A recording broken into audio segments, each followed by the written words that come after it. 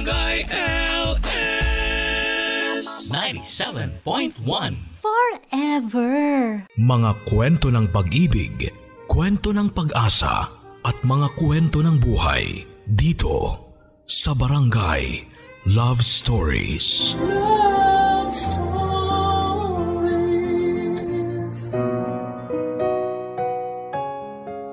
Ang tukso daw ay nasa paligid lang natin at naghihintay ng bagong makakapitan. Isa ito sa pinakamalaking pagsubok para sa magkarelasyon. At kahit tunay pa raw ang pag-ibig na nararamdaman mo para sa isang tao, pilit pa rin itong lalapit at kakapit sa iyo. Ikaw, minsan ka na bang nagkasala dahil sa tuksong lumapit sa iyo? Dear Papa Dudut, isang magandang araw sa iyo at sa mga kapuso nating nakikinig ngayon. Ako nga pala si Steve, 44 years old at isang dating data encoder dito sa Maynila. Sa ngayon ay madalas na nasa bahay na lamang ako at madalas din ay ang inyong programa na Barangay Love Stories ang aking pinakikinggan sa tanghalian. Hanggang sa heto, naisipan ko na ngang magbahagi na rin ng aking kwento na sigurado akong makapagbibigay aral sa mga kapuso nating nakikinig ngayon. Papadudot, may halos 5 taon din kaming magkarelasyon bilang magkasintahan noon ni Cleo bago kami nag-decide na magpakasal. Nagkakilala kami sa isang fiesta dito sa lugar namin. Pareho kaming nanonood noon ng isang event at talaga namang nakuha niya ang atensyon ko ng araw na yon. Mabuti na lang at kakilala siya ng isang kaibigan ko na naging tulay para magkakilala kaming dalawa. Dahil hindi naman ako torpe ay kaagad ko siyang niligawan hanggang sa maging kami na nga. Noong girlfriend ko pa lamang si Cleo, Papadudut, ay alam ko na sa sarili ko na siya na ang babaeng gusto kong makasama sa habang buhay. Kaya naman ginawa ko ang lahat para magkaroon kami ng maayos at tahimik na relasyon. At mukhang hindi ako nagkamali ng piniling babae na mahalin dahil habang tumatagal ang aming relasyon noon ay mas lalo ko siyang minamahal. Mabait kasi siya, Papadudut. Maalaga at mahaba ang kanyang pasensya. Nang makasal nga kami ni Cleo ay pumayag siya na huminto na sa kanyang pagtatrabaho at maging may bahay ko na lamang. Gusto ko kasi talaga na nakatutok siya sa pag-aalaga sa magiging anak namin noon.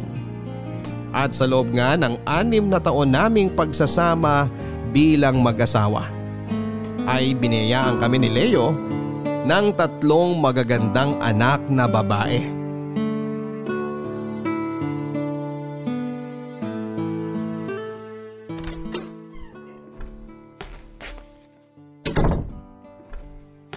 Ginabi ka yata ng uwi, mahal. Traffic ba ngayon? Hindi naman. Pinaiwan kasi kami ng boss namin sa trabaho kanina at nag-meeting lang kami sandali. Kaya hindi na rin ako nakapag-text sa'yo na gagabihin ako masyado ngayon. Ganon ba? Sinubukan kang hintayin ng mga anak natin na makauwi. Pero ako na nagsabi na matulog na sila dahil may pasok pa sa eskwela bukas. Ano nga pala yung pinagmitingan nyo kanina? Ay, nangyari na ang kinatatakutan ko, mahal. Ha? Anong ibig mong sabihin? Wala na akong trabaho. Tinanggal na nila kami. Teka, paano nangyari yun? Wala ka namang ginawa na kahit na anong mali o kasalanan, di ba? Siyempre wala. Kaya lang ano?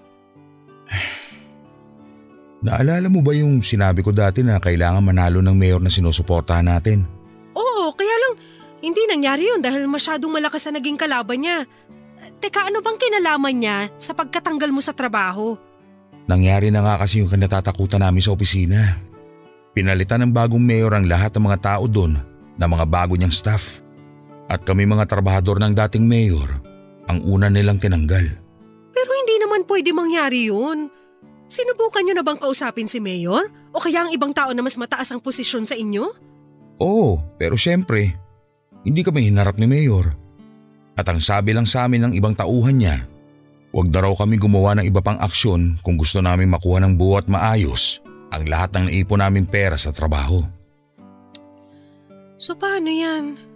Ibig sabihin, kailangan mo na talagang tanggapin na tuluyan ka ng mawawalan ng trabaho? Mukhang ganun na nga, mahal. Sorry ha. Alam ko nang pwedeng mangyari to pero hindi ko pinaghandaan kaagad. Ano ka ba, mahal? Wala kang kasalanan. Ginawa mo naman ang lahat para maging maayos ang trabaho mo. Sila lang talaga ang naging unfair sa inyo. Kaya wag na wag mong sisisihin ang sarili mo. Tsaka, sigurado naman ako na makakahanap ka rin kaagad ng trabaho. Kaya wag ka nang panghinaan ng loob. Ay, salamat, mahal. Salamat talaga sa suporta at pag-unawa mo sa akin. Tayong mag-asawa lang naman ang palaging magbibigay ng pang-unawa at suporta sa isa't isa. At kahit kailan, hindi ako mapapagod na gawin yun sa'yo. Papa Dudut, dahil medyo may edad na ako nang matanggal ako sa trabaho ay nahirapan akong makahanap ng bagong mapapasukan sa lugar namin. At kahit medyo malaki ang nakuha kong pera mula sa dati kong pinagtatrabahuhan, ay hindi yun tumagal ng mahigit 1 taon sa amin ang asawa ko at mga anak.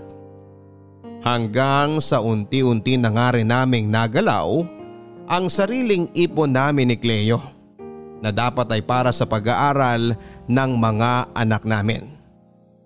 Sinabi rin ni Cleo noon na gusto na niyang tumulong sa mga gastusin at susubukan din daw niya na maghanap ng trabaho, Papa Dudut.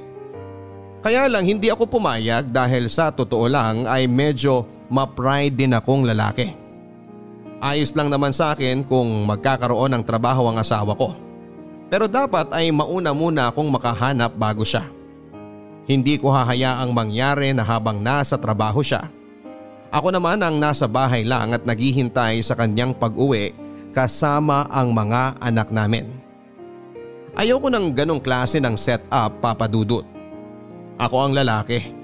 Kaya dapat ako ang nagbabanat ng buto at kumikita para sa buong pamilya ko.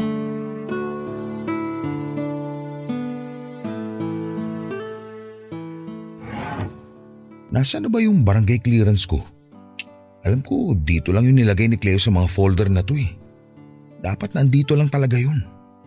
Ayun, nandito na yata yun sa malaking sobre na to.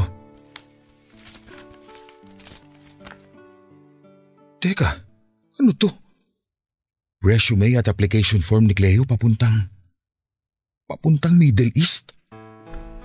Mahal, aalis pala ako ngayon kasi may kailangan akong… Bakit hawak mo mga yan? Ako yata ang dapat na magtanong sa'yo, mahal. Bakit may mga ganitong klaseng papeles ka? Mahal, magpapaliwanag ako. Talagang dapat na magpaliwanag ka. Dahil hindi ko maintindihan kung bakit may mga ganitong resume at application form ka. Ano? Aalis ka? Iiwan mo kami ng mga anak mo? Hindi naman sa ganun. Anong hindi?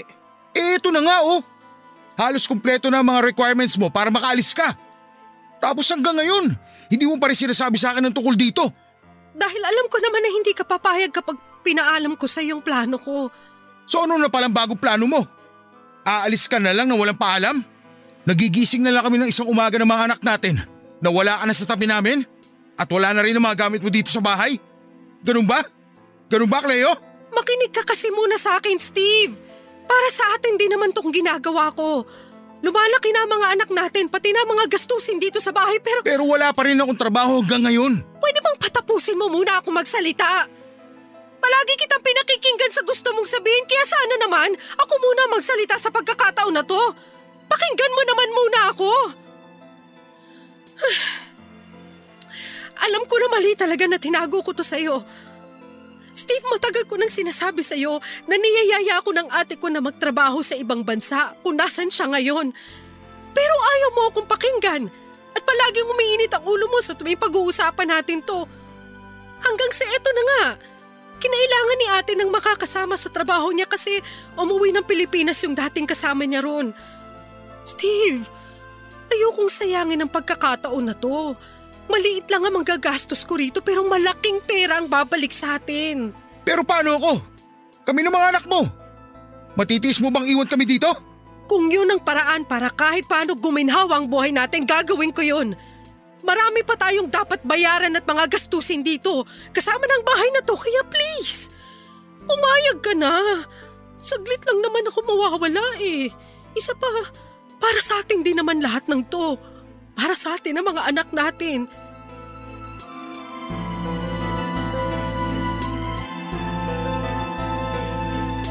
Papa Dudut, aaminin ko na isa sa mga dahilan kung bakit naggalit ako noon kay Cleo dahil sa pagtatago niya ng tungkol sa pag-alis niya ay dahil natakot ako. Natakot ako na baka magaya kami sa mga mag-asawa na nasira ang relasyon dahil sa pagtatrabaho ng isa sa malayo. Natakot ako noon na baka makahanap ng ibang lalaki si Cleo sa ibang bansa at hindi na niya kami balikan pa ng mga anak niya. Hindi naman sa wala akong tiwala sa asawa ko. Pero mahirap pagkatiwalaan ng mga tao na makakasama niya sa ibang bansa. Paano kung makakita nga siya ng iba ng mas higit pa sa akin? Paano kung bigla na lang niyang tapusin ang relasyon naming dalawa habang nasa malayo siya? Hindi ko talaga alam ang gagawin ko kapag nangyari ang lahat ng kinakatakutan ko. Pero ayoko din namang maging makasarili, Papa Dudut. Dahil kahit saang angulo ko tignan, may point ang lahat ng sinabi ni Cleo. Marami kaming gastusin at kailangang bayaran. Isa na nga po sa pinakamalaking binayaran namin ay ang hinuhulugan naming bahay at lupa na tinitirhan namin noon. Kaya kesa pare-pareho kaming maghirap at magutom ng pamilya ko, tinanggap ko na rin at pinayagan na makapagtrabaho sa abroad ang asawa ko, Papa Dudut. Papa Dudut, naging mabilis ang proseso ng pag-alis ni Cleo sa tulong na rin ng kapatid niyang nasa Middle East at sa pinagtatrabahuhan nito. Caregiver kasi ang magiging trabaho niya at dati na rin siyang nagtrabaho sa ospital bago kami magpakasal. Kaya naman wala pang isang buwan ay nakaalis na siya ng Pilipinas. Naging usapan din naming dalawa na hindi na muna ako maghahanap ng trabaho dahil walang ibang makakasamang mga anak namin sa bahay. Papa Dudut, mabigat na pagsang-ayon ng bagay na yon para sa akin dahil hindi talaga ako sanay nang nasa bahay lamang ako. Ni hindi ko nga alam kung paano magluto at maglaba dahil lahat ng yon ay si Cleo ang gumagawa. Mahirap pala talagang pagsabay-sabayin ang mga gawaing bahay at ang pag-aalaga sa mga bata, Papa Dudut. At hindi ko ma-imagine noon na kinakaya yung gawin lahat ng asawa ko nang walang tulong mula sa akin.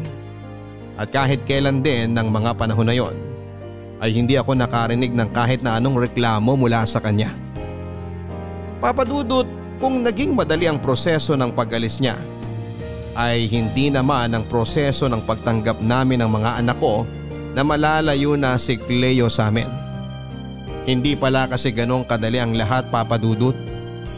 Sobrang hirap ng tinatawag nilang long distance relationship. May mga oras at araw lang kung kailan kami pwedeng magkatawagan. Tapos limitado lamang ang oras dahil medyo mahigpit ang mga amo nila ng kapatid niya. Kaya hindi ko talaga maiwasan na mami siya ng sobra, Papa Dudut. Lalo na at may pangangailangan ako bilang isang lalaki.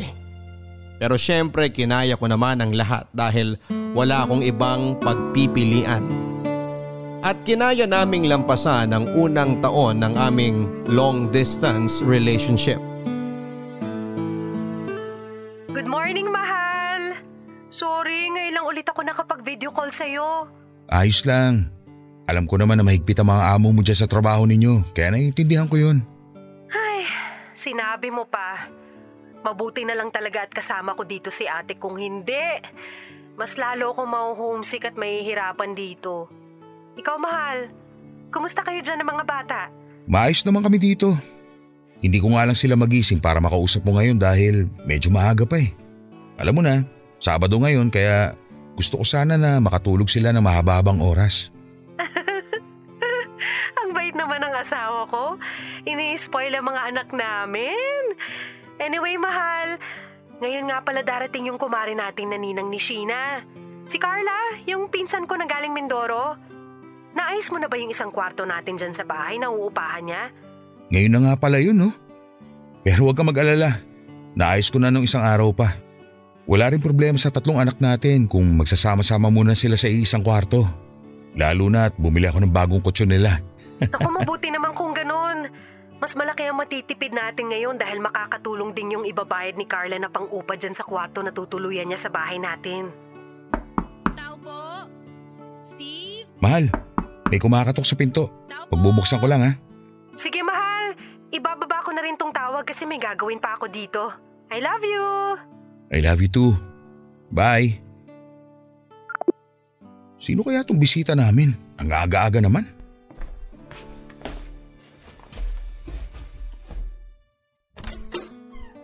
Steve? Mare? Steve, ikaw nga! Kamusta ka na? Ikaw na ba yan? Oo, ako nga to. Bakit parang gulat na gulat ka? Sa bagay, 6 na taon na rin ang nakalipas mula nung huli tayong magkita. Saka, ano ka ba? Carla na lang ang itawag mo sa akin, wag na yung mare-mare na yan. Sige, grabe ang laki ng pinagbago mo ah. Salamat. Sana mas gumanda ako sa paningin mo. Pero baka naman pwedeng papasukin mo muna ako sa loob dahil medyo mainit na dito sa labas. Ay, oo, sige. Liga, pasok ka na. Salamat, Steve. Papadudot, hindi ko alam kung bakit gano'n na lamang ang naging reaksyon ko nang mapagbuksan ko ng pintuan ng kumare namin ni Cleo na si Carla. Pinsang buo siya ni Cleo at ninang ng panganay na anak naming si Sheena. Siguro kaya gano'n na lamang din ang naging reaksyon ko ay dahil noong huling beses na nagkita kami ay sa kasal pa nga namin ang asawa ko. Bagong panganak lang si Carla noon kaya medyo may katabaan talaga siya ng panahon na yon. Pero nang makita ko siya sa labas ng bahay namin ay ibang-iba na ang kanyang itsura. Magkalapit lamang ang aming edad pero para bang mas bumata siyang tignan. Pumayat siya pero hindi yung sobra. Katamtaman lamang kaya mas naging kapansin-pansin ang magandang hubog ng kanyang bewang at malusog na hinaharap. Napaisip pa ako noon kung paano ba nagawang iwan si Carla ng dati niyang asawa at sumama sa ibang babae. O baka naman nang maghiwalay silang dalawa ay saka nagpaganda at nagpaseksi ang kumare ko. Noong magkausap kami ni Cleo noon sa video call tungkol kay Carla ay naikwento ng asawa ko. Nakakahiwalay lang pala ni Carla sa asawa niya. Kaya mag-isa nang binubuhay ni Carla ang anak niyang nasa probinsya. Hanggang sa nakakuha nga siya ng magandang trabaho dito sa Maynila at si Cleo naman ang nag-offer na upahan na lamang ni Carla ang bakanting kwarto sa bahay namin. Malaking tulong din kasi ang pera na yon sa paghuhulog namin ng tinitirhan naming bahay noon. Isa pa ay malapit lang din ang bahay namin sa pinagtatrabahuhan ni Carla.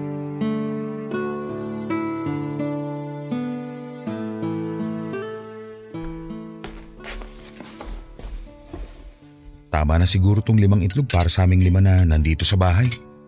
Hindi naman siguro malakas kumain tong si Carla. Good morning, Steve. Good morning din. Tamang-tama dahil nakahain ng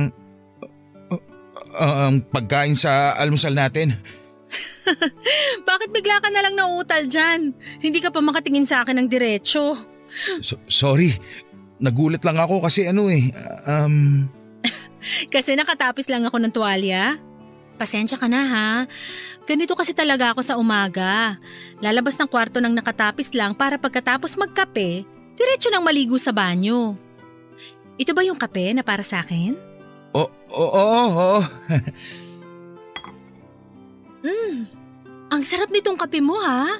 Sakto lang ang tapang at tamis. Salamat. Ganyan din kasi ang timpla na kape sa akin ni Cleo. Mabuti nga at nakuha ko rin ng lasa. Kasi nung unang beses na magtimpla ako ng kape, sobrang pait. Kahit ako, hindi ko mainom eh. Naku, kahit naman siguro maalat pa tong tinimpla mo na kape, iinumin ko pa rin. Mahilig kaya ako sa mga weird na lasa. Talaga? Hindi na ikwento sa akin ni Cleo yun ah. Hindi niya kasi alam yung tungkol doon, pero marami akong alam tungkol sa kanya. Actually, Tungkol sa inyong dalawa. Ano naman ang alam mo na tungkol sa aming dalawa? Kagaya ng pagdating sa romansa, sa inyong dalawa daw, ikaw ang mas madalas mangalabit sa kanya. Uy, hindi totoo yan ha? Sinabi ba talaga ni Cleo tungkol sa bagay na yan? Oo nga, madalas kasi kaming mag-usap sa text o tawag nung nandito pa siya sa bahay nyo. At sa aming dalawa, siya talaga yung mahilig magkwento. So, totoo ba yung kwento niya?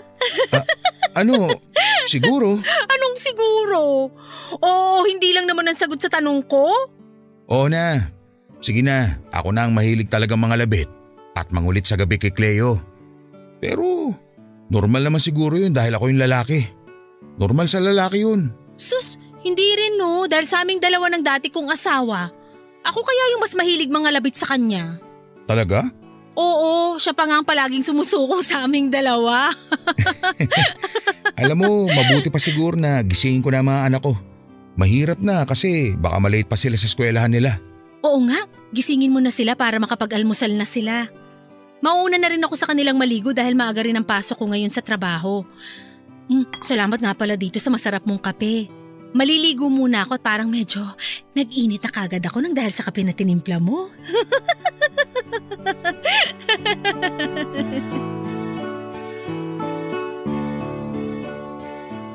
Papa Dudut, wala naman akong naging problema mula nang tumira si Carla sa bahay namin. Bukod kasi sa ibinabayad niyang upa sa kwartong ginagamit niya, ay nag-uuwi din siya ng mga pagkain galing grocery sa bahay. Alam niya raw na hindi ko tatanggapin ang iaabot niyang dagdag na pera na panggastos. Kaya mga pagkain na lamang daw ang mga bibilhin at iuuwi niya sa tuwing araw ng sweldo niya. Maganda rin daw kasi ang kita niya sa pinagtatrabahuhan niyang kumpanya. At dahil maliit lang ang singil namin sa kanya, para sa upa ay hindi daw mabigat sa kanya ang mag-share ng para sa pagkain. Mabait din siya sa mga anak ko at talaga namang malapit din ang mga ito sa kanya. Kaya lang Papa Dudut, hindi ako sigurado kung tama ba ang dating sa akin ng mga pasaring at sinasabi ni Carla sa tuwing kaming dalawa lang ang magkausap o magkasama sa bahay.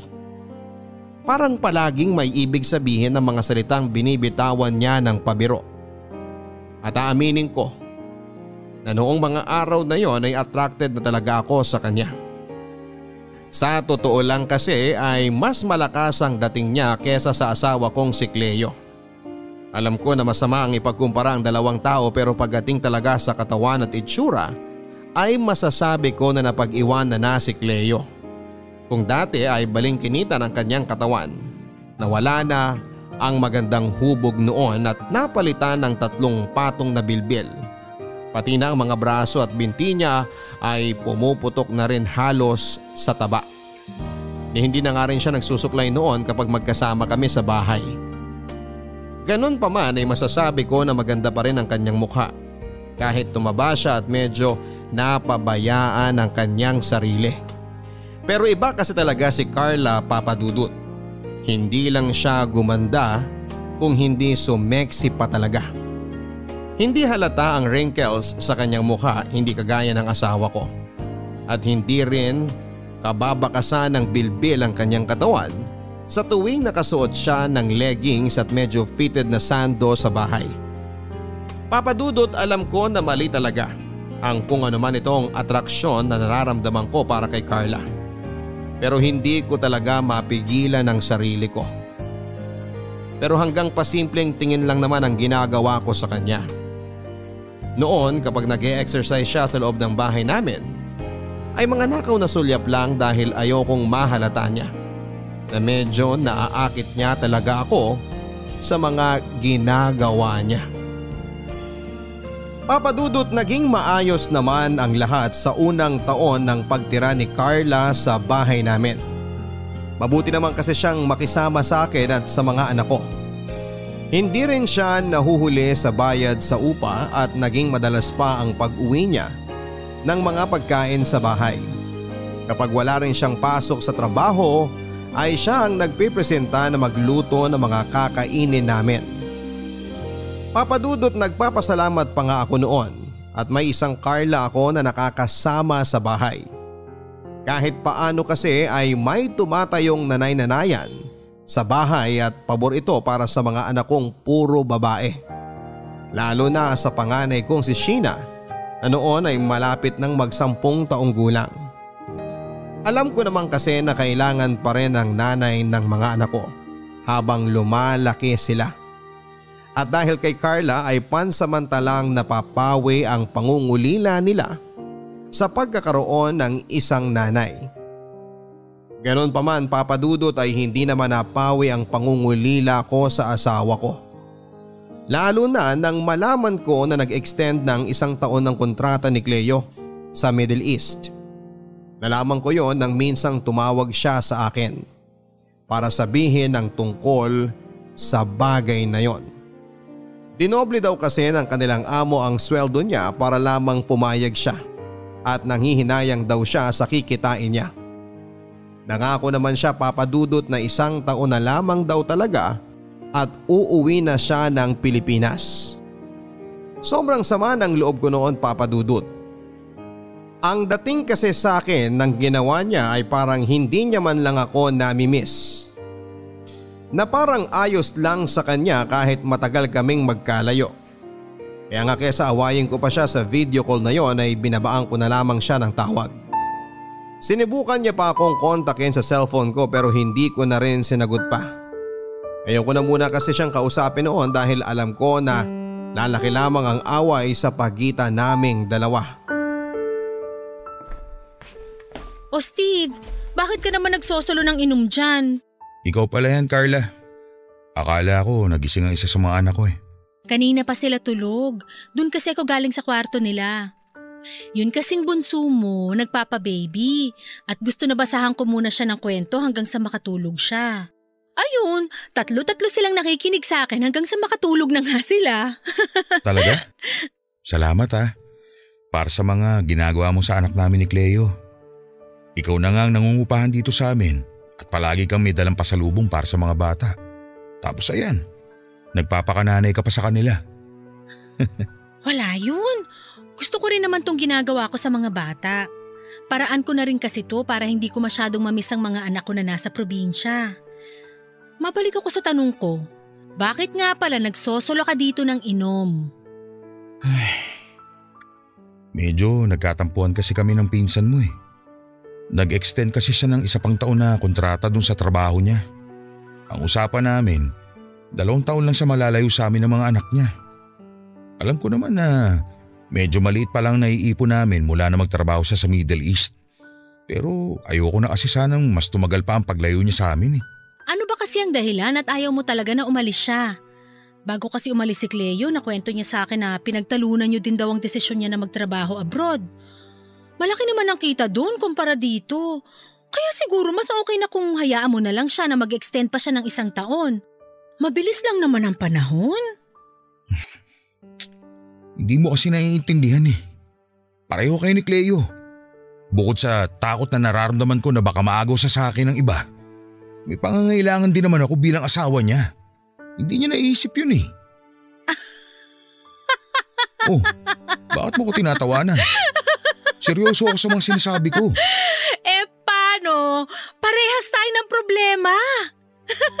Kaya nga alam mo, naisip ko, bakit kaya hindi natin pagsaluhan ang problema na to? Alam ko naman kung ano ang tinutukoy mo eh. Sandali lang, Carla. Huwag kang masyadong dumikit sa akin kasi baka makita tayo ng mga bata eh. Tulog na nga sila, kaya huwag ka nang mag-alala. Carla, sandali lang. Malito eh. Itigil mo nga paghalik mo sa akin. Walang mali dito, kaya pagbigyan mo na ako. Huwag kang mag-alala. Hinding-hindi ito makakarating sa pinsan ko. Kaya enjoy na lang natin ang pagkakataon na to.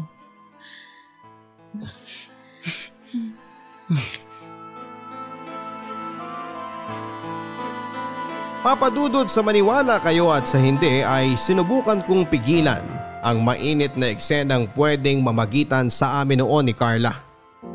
Paulit-ulit kong sinisigaw sa isipan ko na mahal ko si Cleo at ang pamilya ko kaya ayokong magkasala sa asawa ko. Na hindi po pwedeng masira ang pamilya ko kaya kailangan kong pigilan si Carla sa ginagawa niya. Pero dahil nakailang bote na rin ako ng alak noon at aaminin ko na medyo sabik rin talaga ako sa bagay na yon, ay hindi ko na napigilan pa si Carla at ang sarili ko. Papadudod sumagot na ako sa mga halik sa kanyang hanggang sa sumama na nga ako sa ginawa niyang paghila sa akin papunta sa kanyang kwarto. At doon ay pinagsaluhan namin ang isang mainit at masarap na kasalanan. At aaminin ko na sobrang nag-enjoy talaga ako noon, Papadudot. Dahil na rin sa husay ni Carla pagdating doon. At pagkatapos nga namin sabay na mailabas ni Carla ang init mula sa aming katawan, ay isang pangako rin ang binitawan ko sa sarili ko. Na hindi na ako uulit pa sa makamundong kasalanang yon. Muli rin naman kaming nagkaayos kaagad ni Cleo nang tumawag siya kinabukasan. Wala na rin naman ako magagawa pa kung gusto niya talagang mag-extend ng 1 taon pa sa kanyang trabaho. Nakapirma na siya ng kontrata at hindi na yon pwedeng bawiin o baguhin pa. Kaya naman sinabi ko na sa kanya na maghihintay na lang ulit ako at ang mga anak namin ng 1 pang taon para makasama namin siya sa bahay.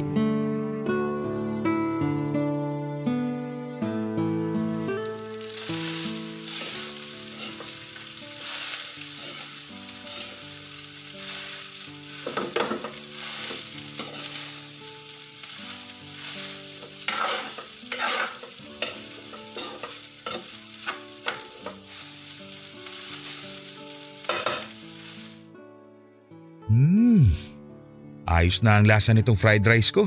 Sigurado magugustuhan to ng mga bata. Uy! Good Carla! morning.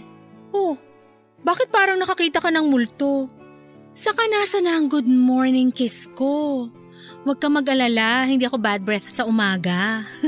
Sandali nga. Bumitiw ka muna sa pagkakapulupot mo sa bato ko. Oh, bakit? Hindi ba gusto mo na nilalaro tong batok mo? Ang lakas kaya ng kiliti mo dito. Oo nga, kaya lang. Baka kasi magising na ang mga anak ko at makita nila tayo. Hindi pa sila magigising dahil masyado pang maaga. Kaya nga lumabas kagad ako ng kwarto ko Alam mo na, para makapagpainit tayo pareho bago mag-almusal. Papa? Ninang Carla? Sheena, anak? Gising ka na pala. Kanina ka pa ba dyan sa may tabi ng lamesa? Hindi naman po masyado. Pero Papa, ano pong ginagawa ni Ninang sa inyo? Wala. Ano lang, may tinitingnan lang siya sa leeg ko. Oo, tama. May tiningnan lang ang ninang mo sa leeg ko kasi namumula to kanina Mabuti pa, umupo ka na dyan at dadalhin ko na dyan sa lamesa ang pagkain para sa almusal ninyo. Gigisingin ko na lang po muna ang mga kapatid ko. Sige anak. Carla, ano ba? Itigil mo na nga yung pangarap mo sa akin. Halos makita na nga tayo ng anak ko. Yun nga ang exciting. Yung nagtatago tayong dalawa. Tsaka saglit lang naman to, promise. Ganito na lang. Tanghali naman ang pasok mo, hindi ba? Ituloy na lang natin ito mamaya pag alis ng mga bata. Para hindi tayo nagmamadali. Tawak natin ang oras natin. Mabuti pa, sumabay ka na lang muna sa kanila mag-almusal. Halika na. Papadudot na guilty talaga ako nang muntika nang makita ng panganay ko ang kalaswaan na ginagawa namin ng ninang niya. Nagilty ako pero natalo pa rin ako ng init at bumigay sa ginagawang panunukso sa akin ni Carla. Iba kasi talaga siya. Magpainit at magbigay ng ligaya. Mahirap iwasan at tanggihan. Yung tipo na parang ako pa ang magsisisi kapag tinanggihan ko ang ginawa niya sa akin. Kaya sinabi ko na lamang na maging mas maingat sana kami ni Carla sa ginagawa naming kaharutan dahil ayoko rin na makita yon ng mga anak ko at magsumbong sa asawa ko. Naiintindihan naman daw ni Carla ang sitwasyon dahil ayaw niya rin daw na masira ang samahan nila ni Cleo bilang malapit na magpinsan. Ginawa niya lang daw yon dahil kagaya ko ay may pangangailangan din daw siya na matagal nang hinahanap ng kanyang katawan. Kaya naman papadudot naging malinaw po sa aming dalawang lahat. Wala kaming relasyon. At tanging ang paglabas lamang ng init ng aming katawan ang pakay namin sa isa't isa. At ng mga oras na yon ay sigurado ako sa aking sarili na isang babae pa rin ang tanging nilalaman ng puso ko. Si Cleo lang at wala nang iba pa. Kaya hindi pwedeng malaman ni Cleo noon ang kung ano man ang ginagawa namin ni Carla habang natutulog ang mga anak ko sa kanilang kwarto. Papadudot may oras noon na muli akong nangako sa sarili ko na iiwasan ko na ang makamundong kasalanan na pinagsasaluhan namin ni Carla. Na hindi ko na i-entertain pa ang panunukso niya sa akin. Natatakot kasi talaga ako na makarating kay Cleo ang lahat at masira ang pamilya namin. Yon ang ayoko talagang mangyari. Ang mawala siya sa akin at ang mga anak namin. Pero papadudod sadyang mahirap talagang iwasan ang ginagawa ni Carla. Lalo na at nasa iisang bahay lamang kami. Madalas tuloy ay nakikita na kami ng ibang anak ko pero kaagad ko namang pinapahinto si Carla sa kung ano man ang ginagawa niya sa akin na kalaswaan. Mabilis din akong gumagawa ng dahilan sa mga anak ko at kaagad silang pinapapasok sa kwarto nila. Kapag nakakausap nila si Cleo sa video call ay wala namang kahit na anong binabanggit ng mga bata tungkol sa nakikita nila sa amin ni Carla na labis ko namang pinagpapasalamat. Kaya mas dumalas pa ang ginagawa naming kasalanan ni Carla. Hanggang sa gawin na rin namin yon sa mismong kwarto namin ng asawa ko at sa ibabaw pa ng kama namin ni Cleo. Nakaka-guilty pero masarap yung sarap na pakiramdam na pinapanalangin ko na sana ay wala ng katapusan. Muli naman akong nangako noon papadudot na oras na umuwi na si Cleo ay tuluyang ko na talagang tatapusin kung ano man ang namamagitan sa amin ni Carla.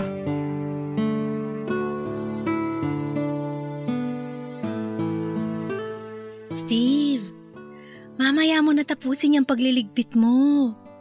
Halika muna sa kwarto at magpasarap muna tayong dalawa. Carla, mamaya ka na nga rin mangulit. Nakita mo na nga na ang dami ko pang kailangang ligpitin dito sa lababo. Pagkatapos ko dito, maglalaba pa ako at maglilinis pa ng bahay. Eto naman, napaka-KJ. Mamaya mo na nga gawin yung mga yan. Halika muna sa kwarto. Minsan na nga lang ako mawalan ng pasok sa trabaho habang nasa eskwelahan ng mga bata. Kaya sulitin na natin ang oras na to. Halika na. Alam ko naman na na-miss mo rin ang mga halik ko na to. Carla, mamaya na nga. Busy pa talaga ako dito sa ginagawa ko.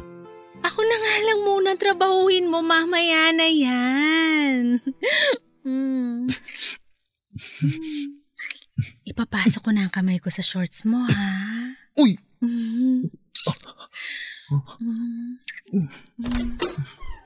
Mahal! Nandiyan ka ba sa… Cleo? Kailan ka pa nakauwi? Mga walang niya kayo! Mga hayop! Ikaw! Kailan mo pa ako ginagago? Kailan niya pa ako winawalang niya ng babaeng yan? Napakawalang yamang babae ka! Pinagkatiwala kita tapos ganito gagawin mo sa akin! Hayop ka! Nasasaktan ako! Masasaktan ka talaga sa akin dahil kakalbuhin kitang babae ka! Losyang ka! Losyang pala ha? Walang iya ka talaga? Kaya pinagpalit ka ng asawa mo dahil dyan sa ugali at itsura mo! Tingnan mo nga yung sarili mo! Ikumpara mo yung lumba-lumba mong katawan sa sexy kong katawan! Kung magiging ganyan lang din ang itsura at ugali ko kagaya ng sayo, haliparot ka! Hindi ko nagugustuhin yan! Dahil nakakadiri ka! Mahal! Mahal, tama na yan! Huwag mo lalong wag mo ako matawag-tawag na mahal! Gago ka! Nandidiri ako sa'yo! Ang bababoy niya! Sige! Magsama kayo na makating ahas na yan! Babalik ako at kukunin ko ang mga anak ko! Napakagago niyong dalawa, mga hayop! Kakarmahin kayo! Lumba-lumba! Tapacho yung baboy na biyana! Cleo, sandali! Mag-usap muna tayo! Steve! Hayaan mo na siya! Nandito naman ako eh! Hayaan mo na siyang umalis ng bahay na to! Carla, pwede ba? Bitiwan mo nga ako! Ako na lang ang piliin mo! Huwag mo lang sundan yung losyang mong asawa na mataba! Ano bang sinasabi mo? Alam mo naman na sa umpisa pa lang, wala akong kahit anong nararamdaman para sa'yo, hindi ba? Kailangan kita! Mahal na kita, Steve! Pero hindi nga kita mahal. At wala akong kahit anong espesyal na nararamdaman para sa'yo. Dapat alam mo yun sa umpisa pa lang. Dahil pinag-usapan na natin na magtitikiman lang tayong dalawa. Na ibibigay lang natin sa isa't isa pangangailangan ng katawan natin. Yun lang, Carla. Hanggang dun lang tayo. Hanggang dun lang ang usapan nating dalawa. At dapat malinaw yun sa'yo.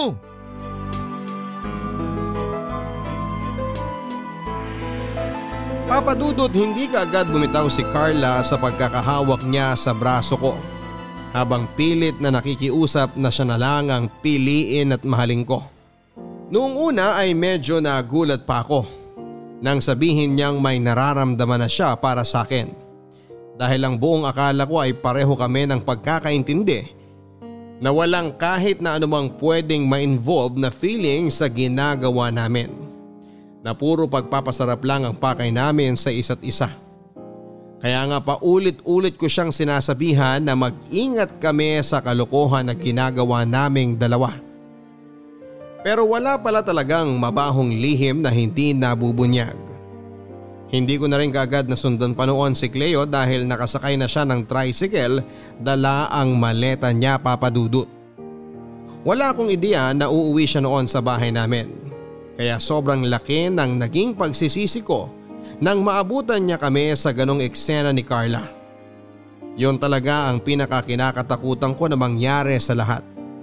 Ang makita ni Cleo ang kalokohan na ginagawa namin ng kumare niya. Papadudot na lamang ko din noon mula sa isang kaibigan na sinundo ni Cleo ang mga anak namin mula sa eskwelahan at umuwi sila sa bahay ng nanay niya. Napaaga pala ang tapos ng kontrata niya sa Middle East at plano niya sanang sorpresahin ako at ang mga anak namin. Pero siya pala ang mas masosorpresa sa madadatnan niya sa bahay. Nang makita niya kaming nagyayapusan ng pinsan niyang si Carla. Nangangatog ang mga tuhod ko noon dahil sa matinding kaba na nararamdaman ko habang bumabiyahe ako para puntahan siya at ang mga anak namin. Mas lalo akong kinakabahan, Papa Dudut, sa tuwing iisipin ko na anumang oras noon ay baka makwento ng mga anak ko ang nakikita nilang kalaswaan na ginagawa namin ni Carla. Na baka kapag nalaman na niya ang lahat ay mas lalo niya akong hindi na mapatawad.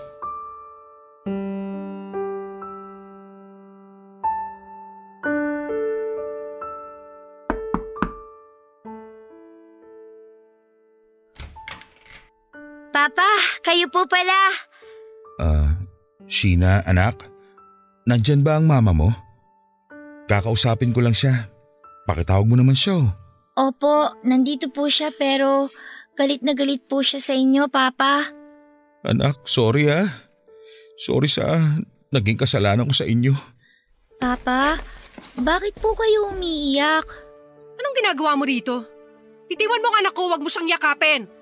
Ang kapal din naman talaga ng mukha mo na sumunod pa dito. Sheena, pumasok ka sa loob. Doon kayo sa kwarto ng kapatid mo. Pero Mama… Sabi na pumasok ka na sa loob!